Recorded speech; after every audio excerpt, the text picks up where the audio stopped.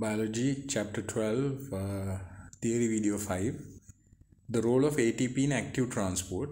So, first of all, you need to understand what active transport is. Active transport is the movement of molecules or ions across a partially permeable membrane against a concentration gradient, which requires energy.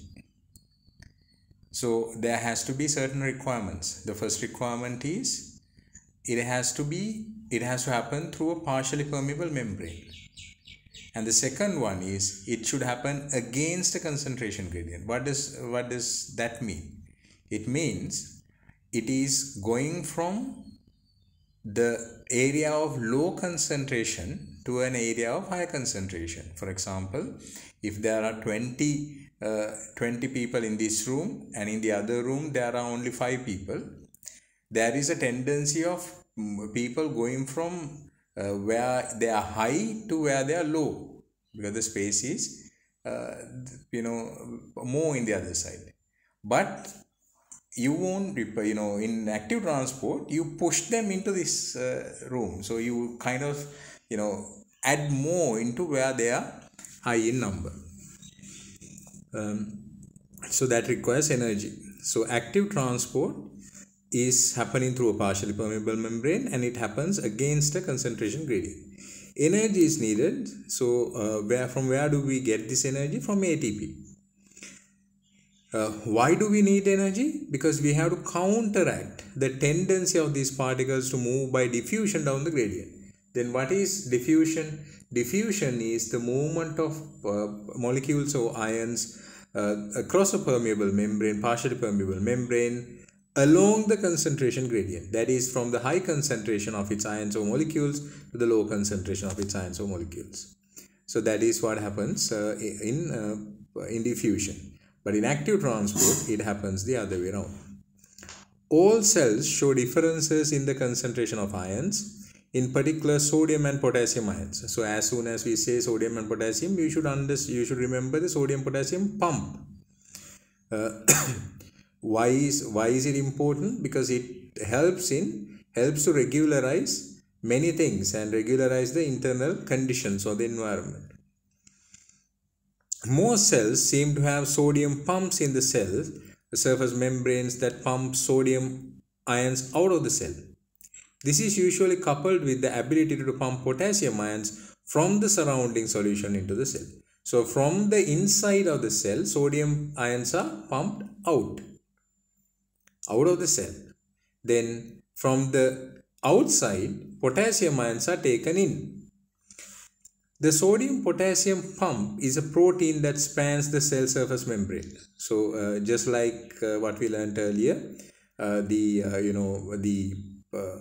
protein or the enzyme that contains ATP synthase, it has binding sites for sodium ions and for ATP on the inner side. On the inside, it has binding sites for sodium ions and ATP, and for potassium ions on the outer side. The protein acts as an ATPase and catalyzes the hydrolysis of ADP to ADP. Right? So this is the exact same thing that we discussed earlier. This protein acts as an ATPase and catalyzes the hydrolysis of ATP to ADP. So this is what is responsible for the production of ATP, releasing energy to drive the pump. Changes in the shape of the protein move sodium and potassium ions across the membrane in opposite directions. For each ATP used, 2 potassium ions move into the cell. So that is something that you need to remember. In the earlier situation, we learned that to produce 1 ATP from ADP, we needed 3 protons. So here, for each ATP used, when one ATP is being used, that is broken down into ATP to ADP, it uses, for each ATP, 2 potassium ions move into the cell, 2 will move into the cell, 2 potassium ions move into the cell, while 3 sodium ions move out of the cell. So there will be more moving out than what comes in. As only 2 potassium ions are added to the cell contents for every 3 sodium ions removed, a potential difference is created across the membrane, because that means the inside concentration reduces. That is negative inside with respect to the outside. Both sodium and potassium ions leak back across the membrane down their diffusion gradient. So what happens is, when the concentrations differ widely, they start moving back and forth. However, cell surface membranes are much less permeable to sodium ions than potassium ions. So, sodium ions are not very likely to go through. So, the diffusion increases the potential difference. Why? Because there are more, cell surface membranes are much less permeable to sodium ions. So, sodium ions actually, they leave a lot, but they can't come back. So as a result, there is the potential difference increases across the membrane. This potential difference is most clearly seen as the resting potential of a nerve cell. So this is one thing that we will be learning in our future lessons as well. The speciality is that in nerve cells, you know how nerve cells work. Nerve cells work by creating an electric potential between the cells. So that is how they transfer the message or the impulse across. One of the specializations of a nerve cell is an exaggeration of the potential difference across the cell surface membrane as a result of the activity of the sodium-potassium pump. The importance of active transport in ion movement into and out of cells should not be underestimated. About 50% of the ATP used by resting mammals is devoted to maintain the ionic content of cells. So that means more than at least half of the energy that is being produced in our body is used to maintain the ionic content of cells. So this sodium potassium pump is a big deal in our body. Please write down a note. The role of ATP in active transport. Write the definition. Active transport is the movement of molecules or ions across a partially permeable membrane against a concentration gradient while using up energy.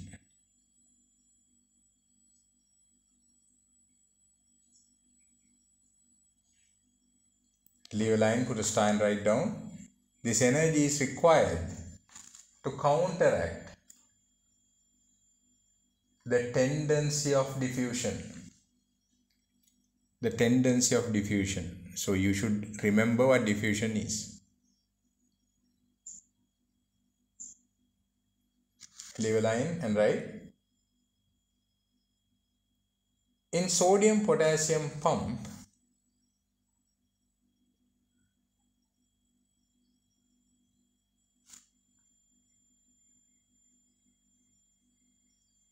which exists in the cell surface membrane,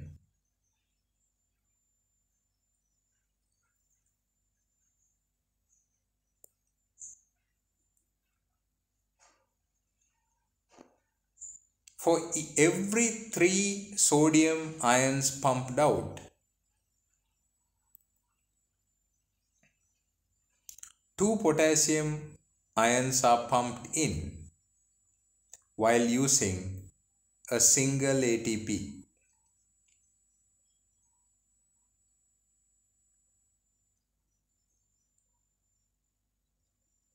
The breaking down of ATP to ADP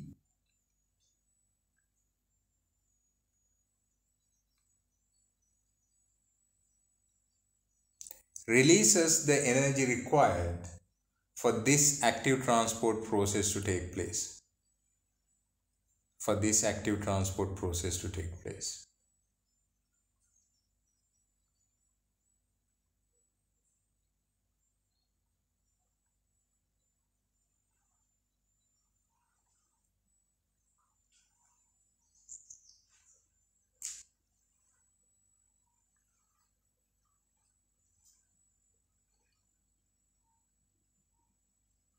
As there is, the next point, as there is a difference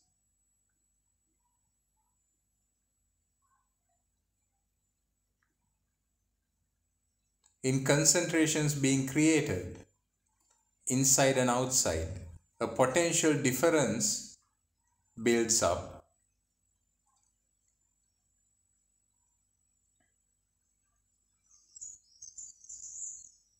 between the outside and inside. Full stop. I hope you understood that part.